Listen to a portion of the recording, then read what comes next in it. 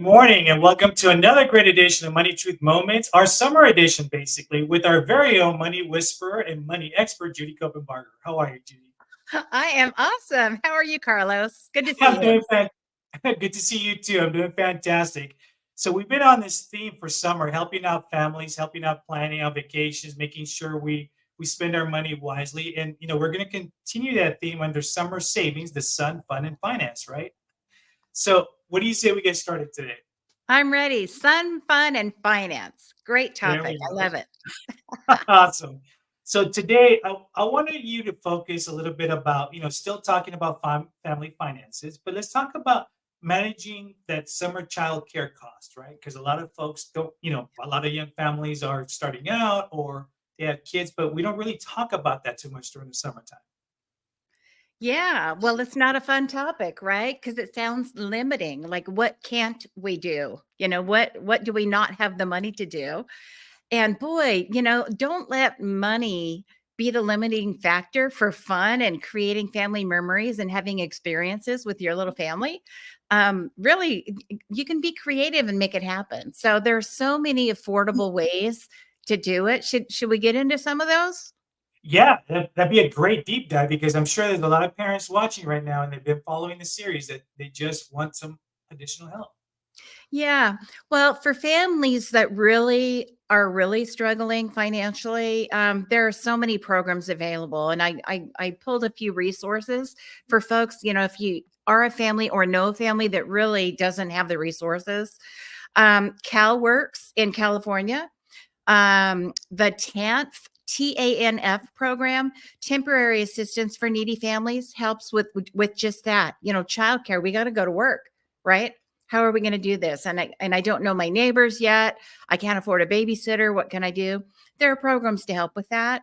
I think if you just go to childcare.gov, there's going to be all kinds of resources there for folks that really, really, really are below that poverty line, which is higher than you think, and can really get the resources that you need, to take care of these kids. So there are some things you can do if you're really kind of struggling. But the other stuff is just a matter of being creative. What about time sharing? A babysitter, right? Grab a couple friends, grab a couple neighbors. You're not the only one trying to figure this out. Kids are out of school. What do I do with them? Right? I still got to go to work and my spouse has to go to work. And so grab some neighbors and do some timeshare babysitting. Why not? My house Tuesday, Thursday, your house Monday, Wednesday, Friday, and we'll split a babysitter, and the kids will all just think it's the best thing ever. So a lot of ways to do it. You just got to kind of think outside the box sometimes and make it so it is an affordable summer, and you can still afford a vacation or a staycation, right? It can Right. it can be done. So also there's a lot of things that parents don't think about. For example, camps, right? And there's a lot of churches that offer summer camps too, right? Oh, You, so many. yeah, Yeah, absolutely. and I Yeah. know with your kids, I know you've gone through a lot of experience. I know you've heard a lot of stories. Do you want to share a little bit about summer camps, like taking advantage of some of those programs at church? Yeah.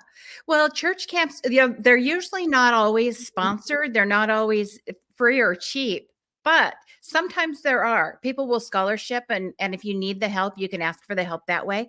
But I remember the kids earning money for camp. They did things together. They did car washes and bake sales, and they would, work in people's yards to get money to go into their account for camp. And I think there's some value to when you earn it. It's kind of more special because it wasn't just gifted, right? You worked, you were out there sweating and doing whatever you had to do, helping people move, whatever it is, clean out their garage, to earn the money to go to camp. So if you have a little time and you're a planner, there's always ways to get this done. But church camp is great. There's scouting camps, Boy Scouts, Girl Scouts, all the different, scouting programs. What we really benefited from was the community and the university programs. We're near a lot of colleges where we live. And so the kids growing up, there were always all of these summer camps, almost every week, all summer long, there was something. I remember them really loving sports camp on the college campus. And I think several years in a row, they each went through, probably like first grade to fifth grade, right around their grade school. And they would do like 8 things every day. They do volleyball, and then they do swimming, and then they do bowling, and then they do soccer, and then they do, whatever. And they got to be exposed to so many sports that otherwise they might not have been. And of course, they're doing all this with kids and running around getting exercise and fresh air and all of that.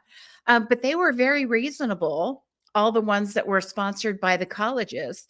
And I think it was part of the education, maybe early child education or child education, where they're using all the students that are learning how to deal with kids and round them up and herd the cats, right? Right. And so they're learning, and our kids are having a great experience. And those were very affordable, as I recall. I remember that for us, for our kiddo, it was in his school, in his church, they would offer these weekly camps, but they got to go out everywhere. I mean, they got to go to angel games, they got to go to the zoo. I mean, it was all of these activities that really helped out parents who were working, but also exposed them to a whole different world, which is awesome. And so I remember that for our kid going to see, the Angels, I was like, "Hey, so you're totally into baseball? Do you really like the game?" He goes, "No, I'm just going for the food because I love all the stadium food."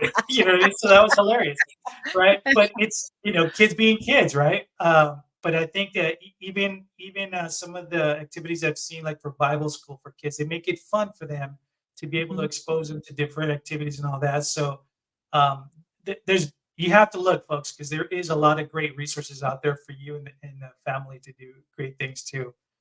Um, Yeah, and most cities have all kinds of programs. They've got swimming lessons and taekwondo, and they've got I remember the kids going to science camp where they'd have a mad professor teach these classes, and they yeah, do fun experiments and make the Play-Doh stuff that turns into, whatever sparkly things. And they learned about, chemistry and art. There were art ones. And they just got to be exposed to a lot of different things. And most of them were not very expensive. I mean, we couldn't do it. We had 5 kids, right? So we couldn't do expensive, but they would either earn the money or it was, very, very affordable. So there are programs out there. Check out, the city always puts out in the springtime a guide of all the summer programs coming up, and you can start registering, and those are very inexpensive. So check them out.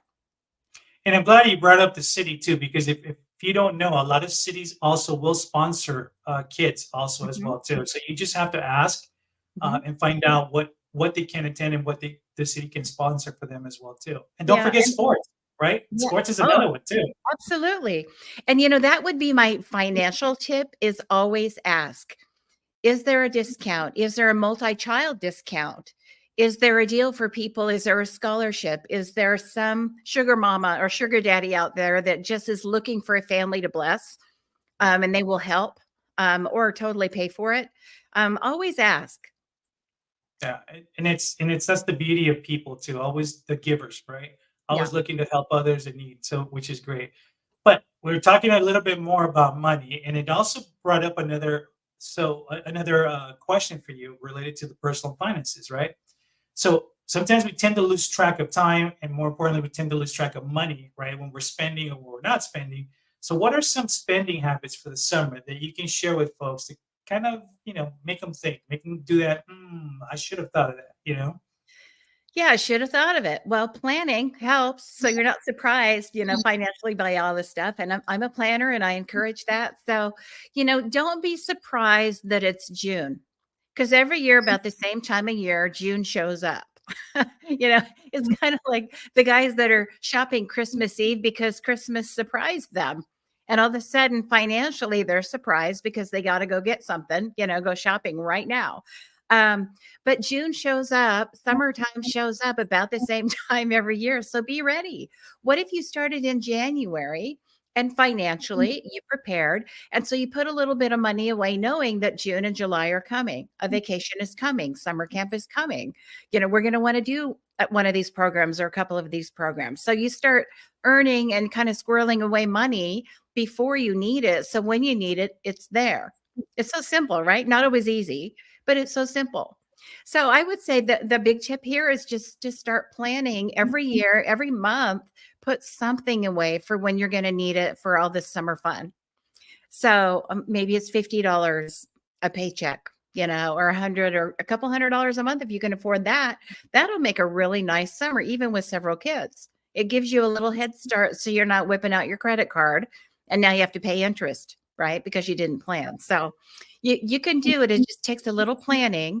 It's thinking about the warm time of year when it's not warm, and then thinking about the cool time of year when it is warm, right? You're thinking ahead. Not everybody's wired that way to plan, but it can be learned and it can be taught. So you absolutely can do it. You just got to think ahead a little bit. So I'm going to ask you, I think every episode I've asked you about examples of this and examples of that, but this one is actually for you. So what's the best memory you have for like a summer break, right? And think back, and what's a summer that you always remember, or something will trigger that memory for you? When I was a kid or when I had kids? No, when you were a kid. Oh, summer camp, church camp. Oh my goodness. Going up way up into the mountains with friends, and they always had great music and usually guitars that usually there weren't like pianos and bands and things like that. But the guitar music around the campfire, and they always had s'mores, and just, being out in the open without parents lurking, with friends, and just being very present in nature. I have so many wonderful memories, and the friends, from childhood, of being up in the mountains at church camp. Great times. That's How awesome. about how about you? What do you remember? Is anything stand out? It's funny, but nowadays I feel like I can't even remember what I did an hour ago. But it, but I will tell you that what I remember, most of my summers, like in junior high, for example, I used to spend it with my best friend riding around. We would play basketball. We would do just hanging out. That was it. Like no responsibilities. It was just, mom said, "Hey, you got to be back at this or whatever." And to be honest with you, we stayed out so much during the day and all that. I don't even remember like when we had time to go eat or any of that stuff. But it was just, like when you're hanging out, you absolutely enjoy the moment. It's too bad nowadays we are so hooked on technology because we forget the times where we just ride our bikes everywhere or ride our skateboards everywhere and just go hang out at the park, pick up basketball games against people, and it's just some of that fun stuff that we did that I did, as a kid. It still resonates with me, and like I said, it's too bad that technology has taken over a lot of this, that kids don't really appreciate like what we did growing up, right? Don't appreciate getting out there with the skateboard, getting out there with your bike, and just go hang out with folks too. Obviously we're living in different times, but I mean the opportunity is still there to be able to do a lot of fun things, simple things, right? To create those memories too. And I think a lot of our friends have a lot to do with that, and just keeping that going, or keeping those friendships going, right? Because I'm sure you still have friends from elementary school that you still keep in touch with, or junior high, right? These are these long lasting relationships. Absolutely. Well, just this weekend we had friends. They live in Fresno now, and we had them over, and we had the children of my best friend growing up. Now they have kids. And Wow. so they're bringing them here to enjoy our place, and then they go to Disneyland with their annual passes and things like that. But we had actually this weekend was a little busy. We had three different sets of friends that were here for many days this week, and so they were all getting to know each other. And so one conversation was, "Well, how do you know Larry and Judy? How do you know them?" And she said, "Well, my mom and Judy were best friends. They met the first day of kindergarten." And we did. Really? First day of kindergarten. Wow. Yeah, and we're still doing life together, not in the same city, but we're together quite a bit. And, that's a long time. I'm thinking, that's gotta be my first friend, my longest lasting friend. But, that's kinda cool. It's kinda like we're family at this point. So and it and it's amazing how you grow up together, and mhm, those are the very unique friendships. And I think, mhm. maybe at some point we dedicate a segment about relationships, because this is all really about relationships, right? And Yeah, how to maintain them, how to build them. I mean, there's always good, bad, and the ugly, but if you're solid, you're solid, yeah, yeah. It's pretty cool. A lot of good memories, but I remember summer, just thinking about her in summer. We were the house with the pool. in the whole neighborhood with the pool. You know, it was all of the church parties, all the scouting parties. I have 3 brothers, and we were my mom was the dead mother. So we all always had the scouts and their kids and all that and all the sports. So at the end of every sport season, you have the big pool party. That was always our house. And so it's kind of Nice. fun because there was always people coming and going. Still, my house is that way. And so I just love that, the relationship part and the people part and being able to share our home and open it up to folks. So it's great. And you know what? It's free. Uh, People yeah. and relationships are free. And there's always a way to be creative. We're talking about how to save money and still get all this done to have experiences. It's those simple things. One of the things that we did with our children, I was involved heavily. We have twins, and I was involved heavily in the twin and triplet clubs, so mothers could, share resources and figure out how to do litters of children. And so we used to go camping a lot in the summer with all these other multi children families, so there'd be every family had 3, 4, 5, 6 kids, all about the same age. And it didn't cost anything. It costs the same groceries we would have had at home. Of course, s'mores, you got to have, a little bit extra there, but that didn't cost much. It just took a little planning and organizing, and we have the best memories. The kids still talk about some of their adventures hiking out, where we were camping. So lot of fun, a lot of fun. It doesn't have to be costly. And I'm glad you share that too, because like you said, if you opened your home to a lot of the kids, neighborhood kids and all that, that was their summer too, right? Hanging out with Judy or hanging out with X, Y, and Z with their friends. And it was just whether you were playing games in the backyard or whatever. So I'm glad you're bringing those very simple examples that people sometimes tend to forget. The staycations are just as valuable as going out and spending thousands of dollars on a vacation that you can't afford as well too, right? Exactly. Yeah. So we're almost at the end of our show, folks, and you know what that means.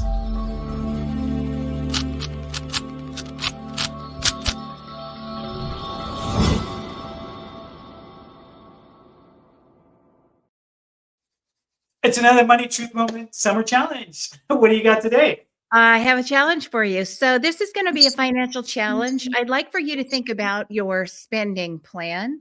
Some people call it the B word, budget, right? So think about your spending plan, and just what if you added a line item to your monthly expenses that happen regularly, and that line item is summer fun, right? Summer fun and finance, right? That's what we're focusing on. What if, or vacation, maybe you take vacation, you live in a beautiful place already, but in the winter you want to go to the snow, right? So it doesn't have to be just summer. But what if you added a line item where part of your spending plan every month was an amount of money that you save specifically for vacation and summer camps and summer fun or vacation fun? What if, right? And what if when it was time to take that trip or time to do that activity, the money was already there because you put it there, right? Over time. That's the challenge. So I'd like for you to think about how much you want to have when June comes or August comes or whenever you do your thing, and divide it by 12. And every month put that much away and really save it. Not, save it and then steal it out, save it and steal it out, but actually put it away. Maybe use the envelope method where there's an envelope in your sock drawer and you put a little money in there every time you get paid, right? And then surprise, when you need it, you've got it. So that's your challenge, to create a summer fund spending plan item and save throughout the year. So when summer comes, you've got what you need for those camps and those activities. That's your challenge. All right, folks, I would love, and I'm sure Judy will love to hear also some of these plans that you guys are making, because we can also share that out with other folks watching the show. And speaking of which, please make sure that if you're not following Judy, please do so at judycopenbarger.today. All of our social media links are there as well. And we are here every Tuesday morning, 8 a.m. with the replay on Thursdays at 8 p.m. Judy, any last parting words for the summer-filled episode? Oh, just enjoy the outdoors. It has been so beautiful. It's a wonderful time to go hiking and just be out there with your friends. Get it done. All right, folks, until next week, we'll see you guys later. Take care. Bye-bye.